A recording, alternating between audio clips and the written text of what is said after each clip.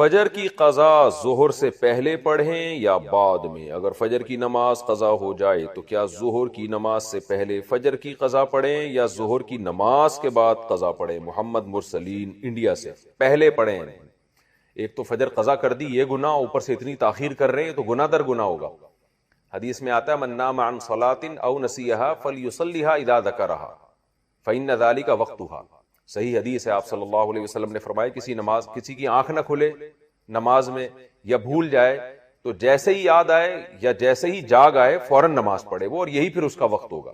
تو اس میں تاخیر کرنا ٹھیک عمل نہیں ہے، تو ظہر تک بھی ڈیلے نہ کریں اس کو، یہ بھی غلط ہے۔ قضا نمازیں کس طرح پڑھیں؟ قضا نمازیں کس طرح پڑھنی چاہیے؟ کیا ان کی پانچوں نمازیں اکٹھے ایک وقت میں پڑھ سکتے ہیں؟ وحید اللہ خان کوہاٹ سے، جی ہاں، ایک وقت میں، ایک دن میں آپ پڑھ سکتے ہیں، ایک ٹائم پہ بھی پڑھ سکتے ہیں۔ 5 نہیں بلکہ وتر کی قضا بھی واجب ہے، تو وتر ملا کے 6 ہو جائیں گے، تو وہ قضا اکٹھی بھی پڑھ سکتے ہیں۔ اور نیت یہ کرنی ہے کہ میرے ذمے، جیسے فجر آپ پڑھ رہے ہیں تو نیت یہ کریں میرے ذمے فجر کی جتنی نمازیں لازم ہیں ان میں سے میں سب سے پہلی نماز پڑھ رہا ہوں۔ تو دوبارہ جب فجر پڑھیں گے تو بھی یہ نیت کریں گے کہ میرے ذمے فجر کی جتنی نمازیں ان میں سب سے پہلی، اس لیے کہ وہ جو پڑھ چکے ہیں وہ تو ذمے میں رہی نہیں ہے نا، تو اب جو ذمے میں رہ جائیں گی ان میں سب سے پہلی۔ تو اسی طرح پڑھتے چلے جائیں، وتر بھی اور ظہر بھی اور عصر بھی، اور اس میں سنت نہیں پڑھی جائے گی۔ سنتوں کی جگہ قضا نمازیں پڑھ سکتے ہیں؟ کیا عصر اور عشاء کی سنتیں غیر مؤکدہ نہ پڑھیں اور اس کی جگہ قضا نماز پڑھ لیں؟ اس طرح نفل بھی نہ پڑھیں تو کیا یہ صحیح ہے؟ محمد آصف صاحب انڈیا سے، جی ہاں صحیح ہے، یہ سنت مؤکدہ تو نہ چھوڑیں لیکن غیر مؤکدہ قضا عمری کی خاطر چھوڑ دیں۔ کیا صرف فرض نماز پڑھنا ٹھیک ہے؟ اگر کوئی شخص سنت مؤکدہ اور غیر مؤکدہ اور نوافل چھوڑ کر صرف فرض اور واجب ہی ادا کرتا ہے تو کیا اسے گناہ ہوگا اور آخرت میں حساب ہوگا یا نہیں؟ نیز کیا اس کی قضا کرنی ہوگی؟ دیکھیں، نوافل چھوڑ دیتا ہے یا سنت غیر مؤکدہ چھوڑ دیتا ہے تو کوئی گناہ نہیں ہے، لیکن اگر صرف سنت یعنی فرائض پہ اکتفا کرتا ہے اور سنت مؤکدہ کبھی بھی نہیں پڑھتا تو پھر یہ گناہ گار ہے، کیونکہ سنت مؤکدہ کو ہمیشہ کے لیے ترک کر دینا علماء کہتے ہیں اس میں گناہ کا خطرہ ہے اور یہ شخص قابل ملامت ہے، کیونکہ سنت مؤکدہ یہی ہے جس کی تاکید بہت زیادہ ہے۔ جیسے فجر کی 2 سنتیں آپ صلی اللہ علیہ وسلم ہمیشہ پڑھا کرتے تھے، حتیٰ کہ فجر کی سنتیں سفر میں بھی نہیں چھوڑی آپ صلی اللہ علیہ وسلم نے۔ تو باقی سنتوں کا بھی جو مؤکدہ ہیں ان کا اہتمام ضروری ہے، کبھی کبھار چھوٹ جائیں تو کوئی حرج نہیں ہے اس میں، جیسے سفر میں چھوڑ دیں یا کوئی ایمرجنسی ہے یا بہت زیادہ تھکاوٹ ہے، کبھی کبھار چھوڑنے میں کوئی حرج نہیں۔ فجر کی سنتیں رہ جائیں تو کب پڑھیں؟ کیا ہم فجر کی نماز کے بعد سنت پڑھ سکتے ہیں؟ بعض لوگ بولتے ہیں کہ تم پڑھ سکتے ہو اور بعض لوگ کہتے ہیں کہ نہیں بلکہ طلوع آفتاب کے بعد پڑھ سکتے ہو، اس بارے میں رہنمائی فرمائیں۔ عاصم نصیر کشمیر سے، یہ مسئلہ علماء کے مابین اختلافی ہے۔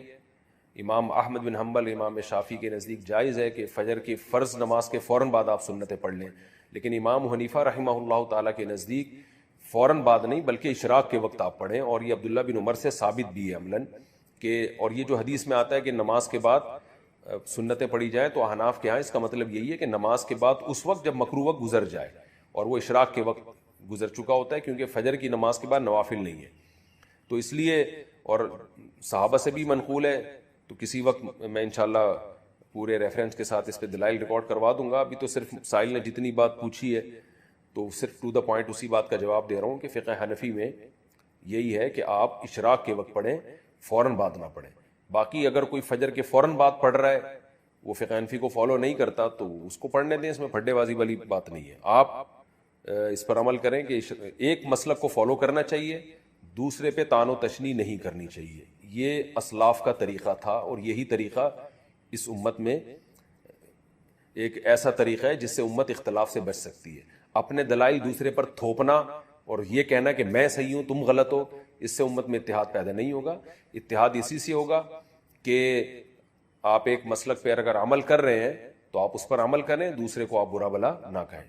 تو حنفیہ کا اس بارے میں 2 ٹوک اور واضح موقف ہے، اور یہ آثار صحابہ سے بھی ثابت ہے کہ فجر کی یا آپ کی 2 سنت اگر چھوٹ جائیں تو فوراً بعد نہ پڑھی جائیں بلکہ اشراق کے وقت میں پڑھی جائیں، اور یہ اشراق کے وقت میں پڑھنا افضل ہے، کوئی لازم نہیں ہے، بہتر ہے کہ اس کو پڑھ لیا جائے۔ فجر میں الارم نہیں بجا تو قضا کا گناہ ہوگا. اگر کوئی فجر کا وقت ختم ہونے کے 45 منٹ بعد فجر کی نیت سے جاگا اور اٹھ کر موبائل دیکھا کہ الارم کیوں نہیں بجا، پھر وضو کر کے فرض نماز کی قضا کی، کیا اسے بھی قضا کرنے کا گناہ ملے گا یا پھر یہ معاف سمجھا جائے گا؟ عارف شیخ انڈیا سے. عارف شیخ صاحب، اگر پورا انتظام اس نے فجر میں اٹھنے کا کیا تھا پھر بھی بیچارے کی آنکھ نہیں کھلی تو پھر کیوں گناہ ملے گا؟ حدیث میں آتا ہے کہ لیس فی النوم التفریط فی الیقظہ. آپ صلی اللہ علیہ وسلم نے فرمایا کہ سوندے میں کوتاہی نہیں ہے. کوئی آدمی اگر سو جائے اور آنکھ نہ کھلے، خود آپ صلی اللہ علیہ وسلم کے ساتھ ایسا ہوا صحیح بخاری میں کہ اس کو آپ صلی اللہ علیہ وسلم کی آنکھ نہیں کھلی، کیونکہ حضرت بلال جنہوں نے جگانا تھا ان کی آنکھ نہیں کھلی. تو حضرت بلال کی جب سورج کی کرنیں آپ کے چہرے پہ پڑی ہیں تو حضرت بلال کی آنکھ کھلی تو آپ نے سب کو اٹھایا. تو پورا انتظام آپ جاگنے کا کر کے سوئے پھر بھی آنکھ نہیں کھلی تو وہ معاف ہے. آپ صلی اللہ علیہ وسلم نے فرمایا کہ من نام عن صلاۃ او نسیہا فلیصلیھا اذا ذکرھا، کہ جو آدمی نماز سے سو جائے یا بھول جائے تو جیسی یاد آئے اس وقت پڑھ لے، جیسی جاگ آئے اس وقت پڑھ لے. تو اس کا مطلب انسان کے ساتھ یہ ہو سکتا ہے کہ آنکھ نہ کھلے اس کی. قضا نماز کی جہنم میں کیا سزا ہے؟ قضا نماز ہونے پر 88 کروڑ سال دوزخ میں رہنے کی سزا بیان کی جاتی ہے. کیا اس تعداد کا ذکر قرآن مجید میں کہیں آیا ہے؟ برائے مہربانی اس بارے میں بتا دیں. ذیشان خان پشاور سے. ایسی کوئی متعین مدت نہ قرآن میں ہے نہ کسی مستند حدیث میں ہے کہ 88 کروڑ سال. ہاں یہ ضرور ہے کہ اسلام میں نماز قضا کرنے سے بڑا گناہ کوئی ہے نہیں. شاعر اسلام میں سے، اسلام کی علامت میں سے. تو جہنم میں شرک کے بعد اگر سب سے بڑی سزا کسی کو دی جائے گی نا تو وہ بے نمازی کو دی جائے گی. حقوق العباد میں قاتل کو، حقوق العباد میں سب سے بڑی سزا قرآن نے جو بیان کی ہے وہ قاتل کی بیان کی ہے، کیونکہ جس نے انسانی زندگی، انسان سے اس کی زندگی کا حق چھینا ہے. اور حقوق اللہ میں شرک کے بعد جو سب سے بڑا جرم ہے اسلام میں وہ ہے نماز کا قضا کر دینا.